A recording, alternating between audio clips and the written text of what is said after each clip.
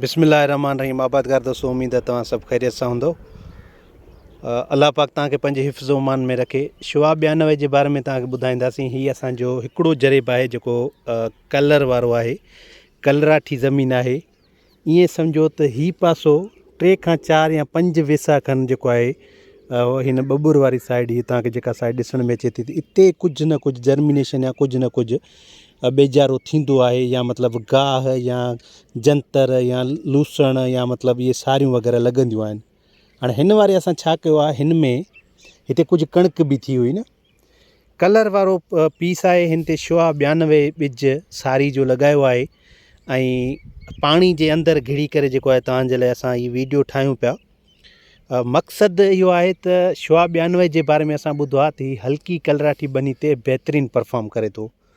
हीअ कल्ह असां छट कई आहे। अॼु आहे मुंहिंजे ख़्याल में 18 अप्रैल 2026 ऐं हीअ तव्हांखे ॾेखारींदुसि, कोशिशि कंदासीं, छाकाणि त ॿिज जेको आहे अंदरि वियो हलियो आहे, पर इन जे बावजूदि हीअ तव्हांखे ॾेखारींदासीं हीअ ॿिज पियो आहे।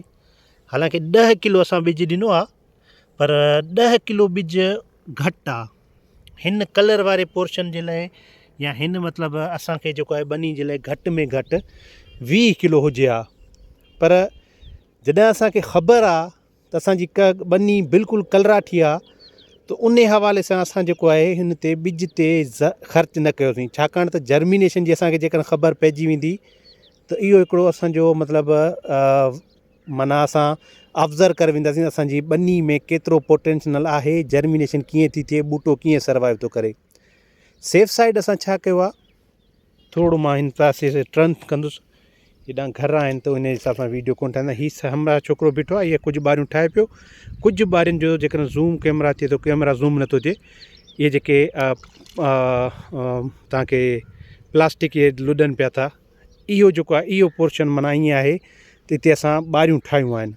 हाणे शुआ 92 जो कुझु ॿिज असां नर्सरी बि लॻायो आहे न, इन केस जेकॾहिं जर्मिनेशन नथी थिए त वरी असांजो ॿियो तजुर्बो हूंदो, असां जेको आहे हिन ते रोंपो लॻाईंदासीं। नर्सरी जेका असांजी 21 खां 28 ॾींहंनि जी, या ईअं खणी चऊं त 3 खां 4 हफ़्तनि जी जेका नर्सरी आहे, असां उहा कंदासीं, हिन खे ट्रांसप्लांट कंदासीं।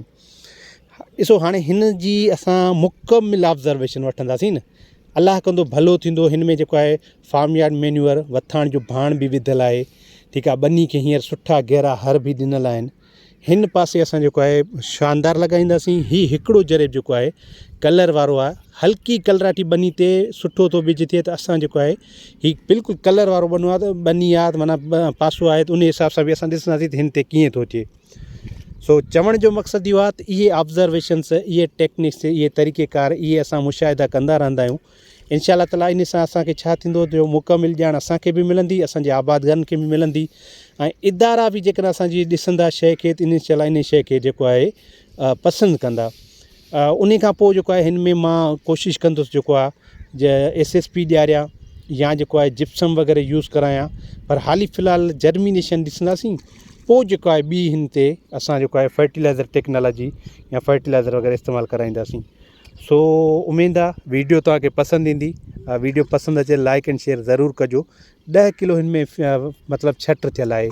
हालांकि करिणो वधीक हुयो, पर जेकॾहिं असांखे मतिलबु जर्मिनेशन नथी थिए त उहे ॿिया 10 किलो असां ज़ाया कयूं आहे न, ठीकु आहे। इहे सभु शयूं असांखे ॾिसणियूं आहिनि, मद्देनज़र रखणियूं आहिनि। बनी सुठे नमूने सां ठाहियो। जेकॾहिं तव्हांजी बनी कलराठी आहे त हीअ पीस असांजो कलर वारो हुयो, ऐं मां तव्हांखे काफ़ी वीडियोज़ में ॿुधायो आहे त असां छा कयोसीं, मुसलसल हिन खे फार्म यार्ड मैन्यूअर ॾिनोसीं, मुसलसल हिन जी प्लोइंग कईसीं। अलाह जो शुक्र आहे असांखे हीअ बहितरीनु कणिक ॾिए थो। हीअ पासो जेको आहे छोकिरो बीठो आहे, या हीअ बोह पियो आहे, हिते असांजी कणिक बहितरीनु थिए पई। हाणे हीअ जरेब आहे न, हीअ बि ठही वेंदो। मां आबादगारनि खे हिकिड़ो मशवरो ॾींदो आहियां त जेकॾहिं तव्हांजी बनी कलराठी आहे, पकी आहे, जेकॾहिं तव्हांजी बनी सैलाबी आहे, वारियासी आहे, उन ते तव्हां फार्म यार्ड मैन्यूअर ॾियो। उन खां अलावा तव्हां इन ते प्लोइंग कयो, उन खे मिठो पाणी ॾियो।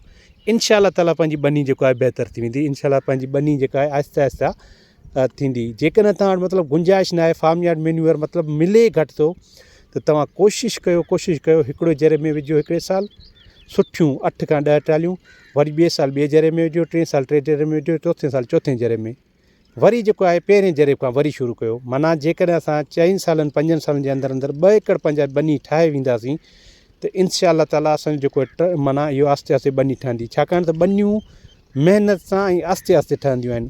Deep ploughing, farm yard manure ऐं मिठो पाणी कैनाल वाटर, इहे 3 शयूं इंशा अल्लाह ताला कहिड़े बि क़िस्म जी ॿनी हुजे उनखे ठाहींदियूं।